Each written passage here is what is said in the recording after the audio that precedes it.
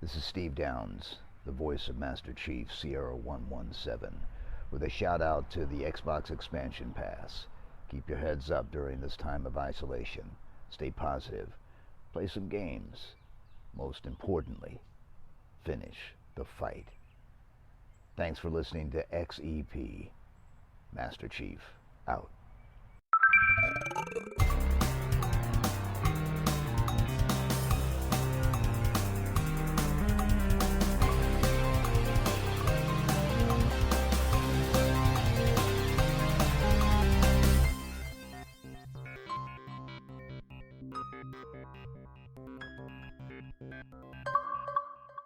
Welcome one, welcome all to episode 154 of the Xbox Expansion Pass, recorded on Sunday, November 20th, 2022. I am your host, Luke Lohr, the Insipid Ghost. In this episode, we celebrate 20 years of Xbox Live. We'll be checking out some sweet Black Friday deals, and we'll celebrate the releases of Pentiment and Warzone 2. Plus, we might sneak in just a bit of talk surrounding the Game Awards. Enjoy. Yet another week of gaming is upon us and behind us. Welcome to XEP, discussing all things in the gamerverse as they pertain to the Xbox ecosystem. And as I am wont to do each and every week, I like to start the show by offering words of kindness to those who have made my gaming week better. And this week, I extend words of kindness to two different parties. First, we're extending kindness to Asa Green River of Borderline Entertainment. November, of course, is Native American Heritage Month, and Asa, Miranda, and Baron do an incredible job over at Borderline Entertainment. Hoping to have one or two of them on over the next few weeks, regardless of month, because they are just absolutely crushing it there and deserve more recognition. Borderline Entertainment is awesome stuff, and Asa is one of the nicest people I've ever met. I know he's been on the show before. Just a cool dude. So shout out to them, of course. And I also want to give a shout out to Mr. Dapper Tux. He has been a content creator for a long time. You have to check him out. One of the best content creators in general. One of the nicest Canadians I've ever met, and that's a high bar, of course.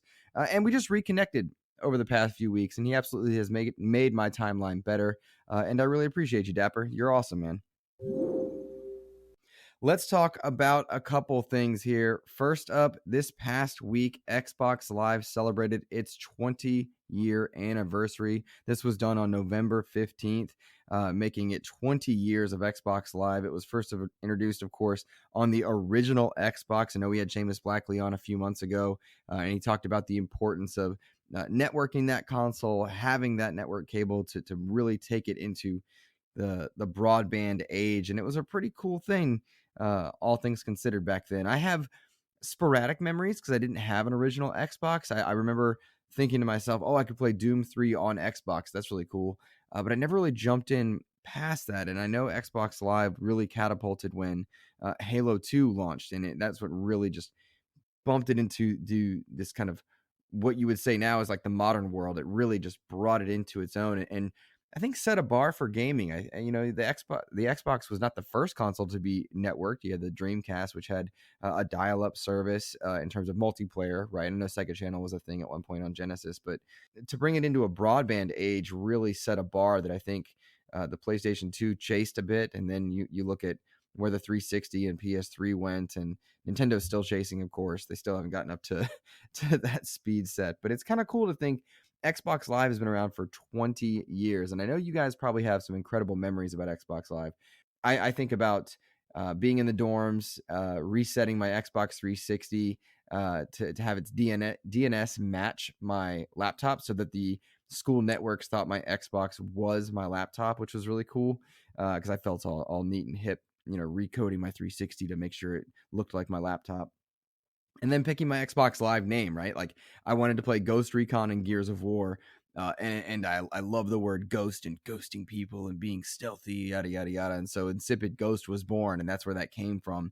2006, cheesy name. And then here we are 20 years after the dawn of the service that imposed on. And then, goodness, 14 years or so, or 16 years? 16 years. I don't math, removed from that moment. It was pretty cool, right? I mean, just really, really wild to think about. So happy birthday, Xbox Live. Of course, you are now the Xbox Network, but I'll never say that ever again because it's Xbox Live. It always will be. Pretty darn cool to think the standard that was set there. So just a quick, shout out to that.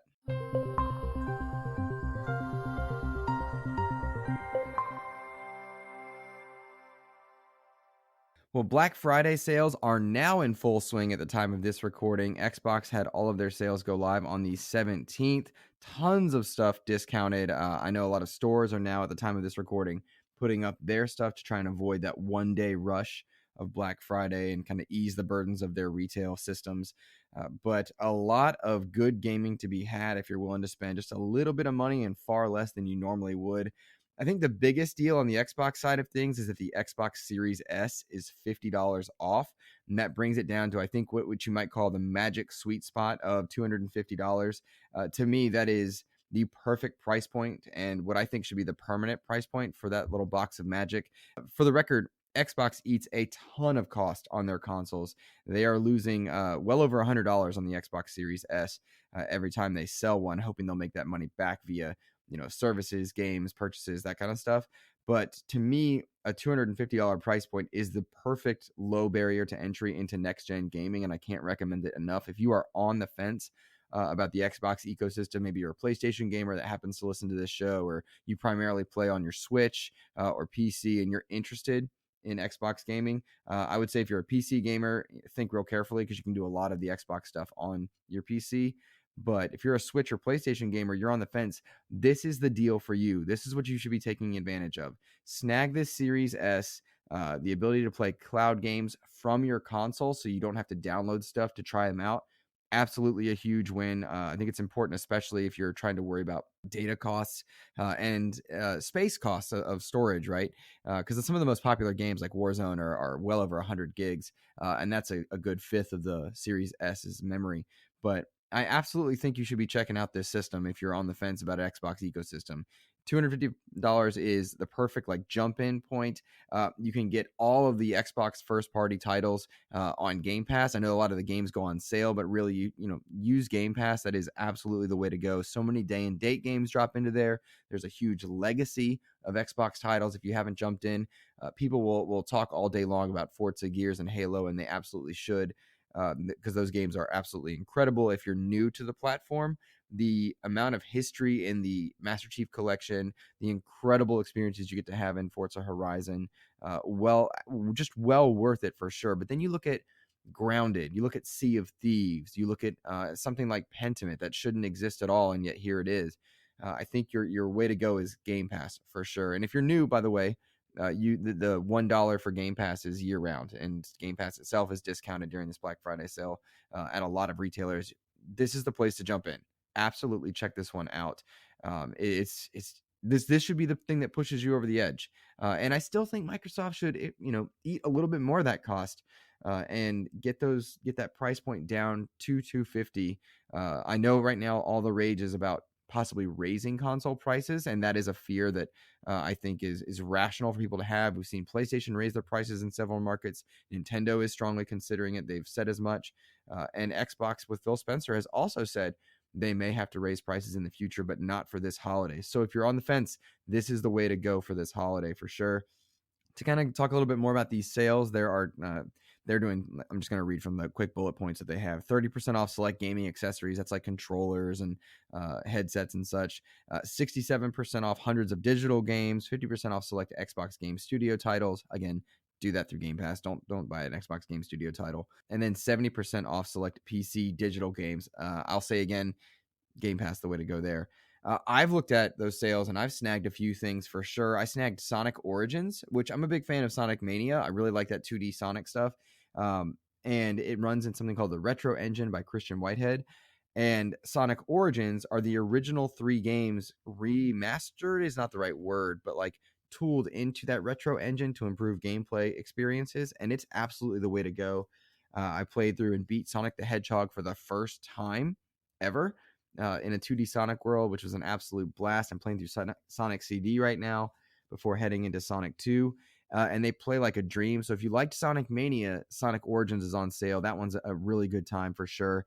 I know I'm getting in a Sonic kick because I'm excited to get Frontiers at some point, which is not on digital sale, which surprised me. A couple other, must buys. I think Sleeping Dogs is an absolute must no matter who you are.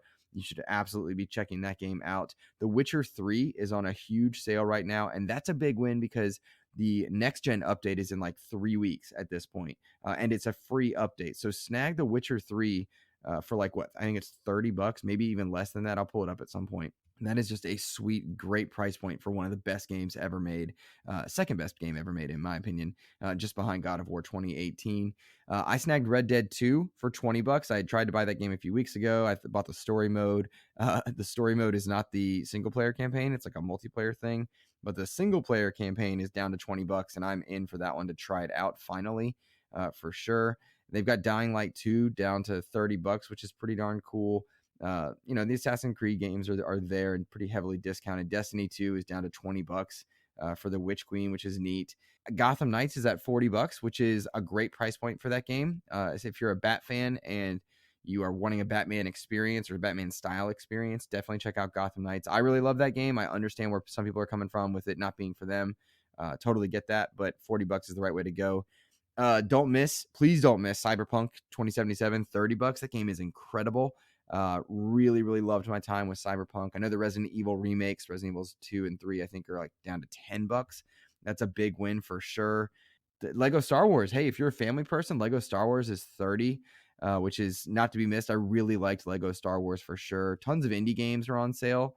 I know I snagged one called Curved Space. It's like $3. I saw the Konami shooter shmup games down to like $4 for that collection. The Contra collection down to $4, which was pretty cool. I know the Guardians of the Galaxy game is down super, super low at that point. There's just a ton of things that you can pick up for like, set yourself a budget, $50. You could get some incredible gaming experiences that are range from indie to AAA for just $50. And I think that's the way to do it. Especially if you're snagging a Series S. Like, you get a Series S, you get Game Pass for a couple bucks, maybe you're up to $300, and then at $350, you've got several top tier titles that are not in Game Pass, and you've got a year's worth of gaming to have there. That's the absolute way to go for sure. The Black Friday deal, I was really impressed with it. Arkham Knight, one of my favorite games of all time, down to $4. Do it. It's just cool. There's a ton of good games to be had here. And if you're not like me and you're not a madman who's bought almost every new game when it's new at this point, you've got some good gaming experiences to have. So celebrate some Black Friday. If you are picking up something, let me know what it is via Twitter, or if you comment over on YouTube, that'd be great, because I'm worried about Twitter going down at some point. So commenting on YouTube, let me know what you snagged on the Black Friday sales, physical or digital. Just curious there, like, what was your jam? I know I bought some stuff to specifically tide me over through the holidays. I know I'm going to finish up Ragnarok. I might check out Red Dead 2 over the holiday. That might be the right time to do that one. I'm looking forward to playing Sonic Frontiers. I'm playing through the Sonic Origins collection. Got some indie stuff to work my way through, but I'm really quite happy with it. Oh, don't miss the Cowabunga collection. That's a great title for sure. So don't miss that one either. All right, let's move on. Alrighty, guys, the Game Awards is going live. Jeff Keighley's Game Awards will be showcased on December 8th. The nominees are out. We had a fantastic discussion about this with Joseph Moran and Ainsley Bowden over on Cast Co-op. If you're willing to check out Season Gaming's YouTube channel, they've got that podcast there. We had a long discussion about just what the Game Awards mean, why they're flawed, etc. But I thought I might share a little bit as I answer Texas's question. He writes in and says, not specific to Xbox, but how do you feel about the award show structure, eligibility to cutoff? Do you feel many games released in December get passed over or maybe not even qualify? Have a great show. Can't wait to hear your thoughts. Thank you for writing in, Texas. I really appreciate you. I really am frustrated by the Game Awards in a lot of ways. I also, quite similarly, don't care, which is a bit of a, counter to what I just said.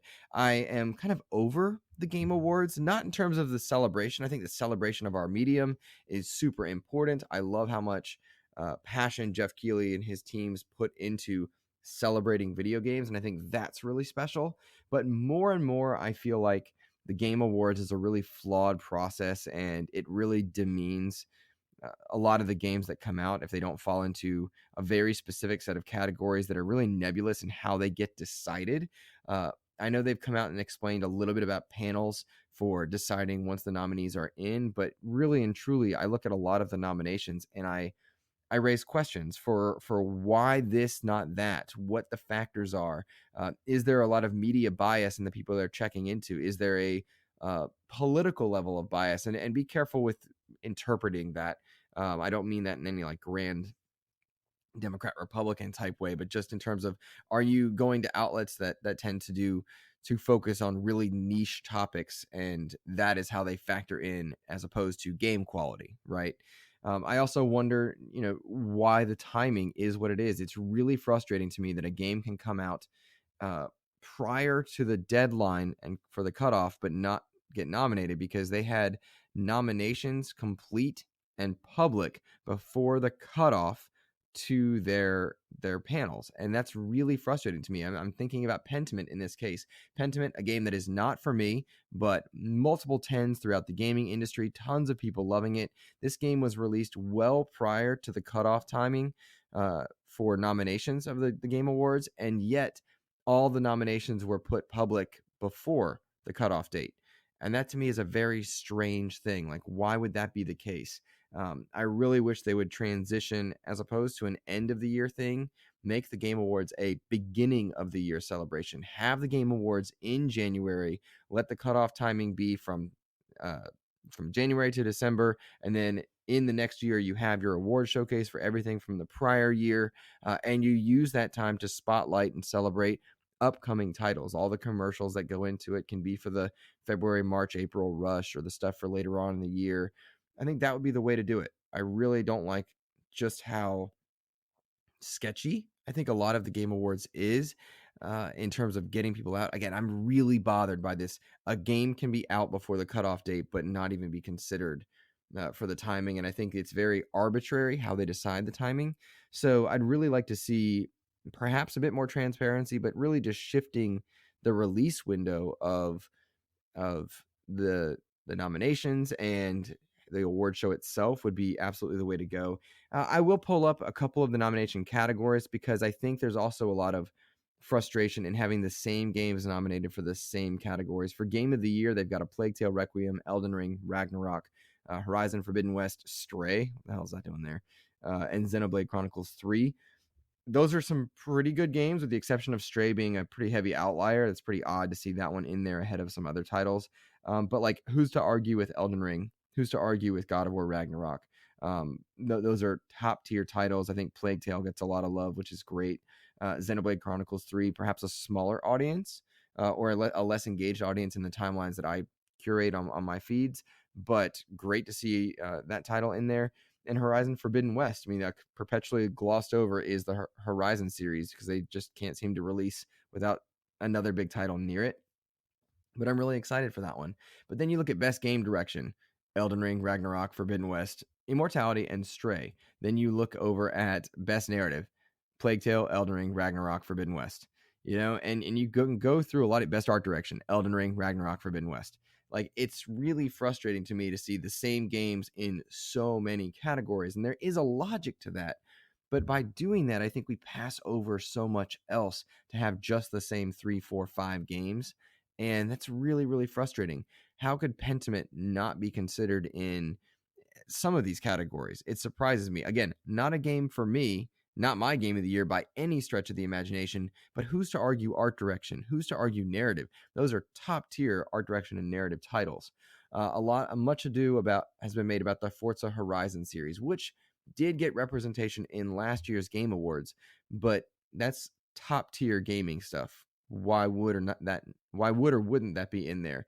Where do expansions fall into this, right? Like, how do expansions to certain games factor in? Because those aren't necessarily live service. I'm thinking about Forza Horizon, but that expansion they released was pretty darn good. Was that considered? Was it not? There's just a lot of different frustration for me surrounding it. There's Best Action Game and then Best Action Adventure Game. What's the difference in those two categories? You look at Best Action Game: Bayonetta 3, Modern Warfare, Neon White, Sifu, and Shredder's Revenge. That's a pretty diverse group right there. Then you look at Best Action Adventure: Plague Tale, God of War Ragnarok, Forbidden West, and Tunic. Like, very, very odd. Stray showing up there also. That I cannot get past how Stray ended up in these categories. I feel like I feel like that bias about mindset is popping in on that one. That is just wild to me. But I'm really frustrated, Texas, and to anyone else, about how the Game Awards goes about it. Do game awards themselves, your game of the year, matter big picture? Not really. No, your favorite games should be your favorite games, and you should be able to celebrate them accordingly. And this is one outlet among many outlets. But the Game Awards with Jeff Keighley have become the de facto right place for kind of representing the overall best games of the year. And again, I stress, it's a great process to celebrate our medium. I just think there's a lack of diversity in the titles represented. I think there's a really nebulous element to the release dates for these games and what they're going to qualify for and not qualify for. And I think it's a pretty frustrating place, right? A pretty frustrating place to be. I don't know. I really just get frustrated by the conversations that surround it, because in no way, shape, or form do I think that the awards dictate your experiences, but I do think it's a misrepresentation for how the gaming community feels about certain things. For my money, I mean, it's just to address game of the year. Right now, at where I am in God of War Ragnarok, I'm strongly leaning towards Elden Ring being my game of the year. Love Ragnarok, great game, but it's not hitting the same heights for me that the other one did.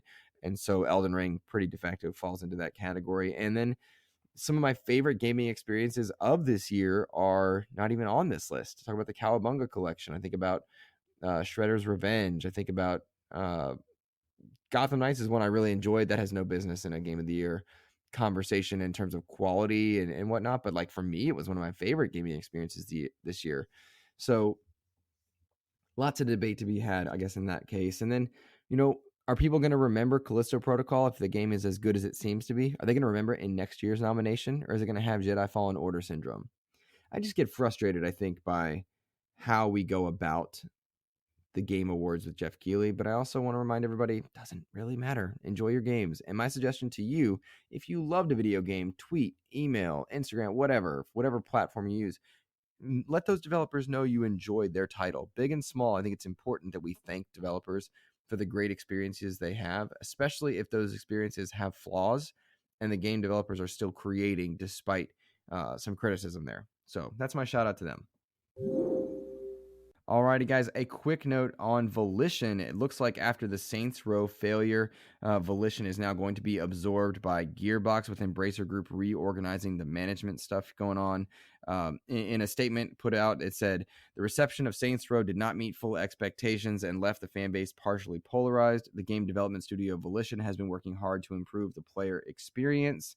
Going forward, Volition will transition to become part of Gearbox, which has all the tools, including an experienced management team in the U.S. to create future success at Volition. This is the first internal group transfer where we transfer a major studio between operative groups, but it is not necessarily the last, end quote.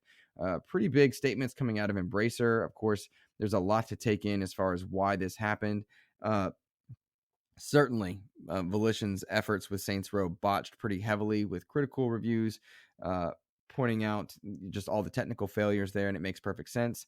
Other stuff popping out of this kind of same statement that they made. There's a mystery 6-year deal with several industry partners involving multiple large games that's taking place under this Embracer Group movement. Dead Island 2 was delayed to April 28th.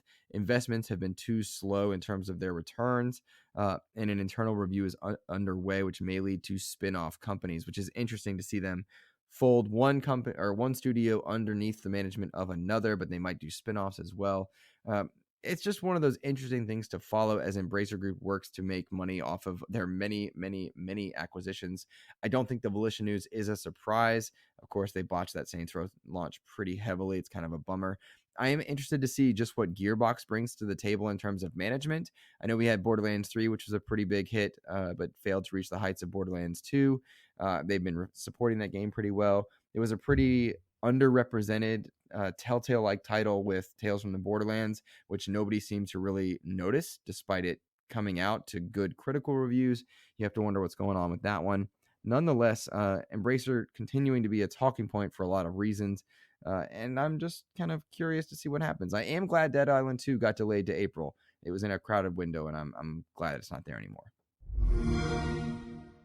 Alrighty, guys, quick listener mail. I know we talked about Texas's question. Anubis had written in regarding the Black Friday sales, and Anubis, I'm sorry I didn't get you into that segment. It was just the timing of when it came in versus when I'm recording, but I'm seeing it right now.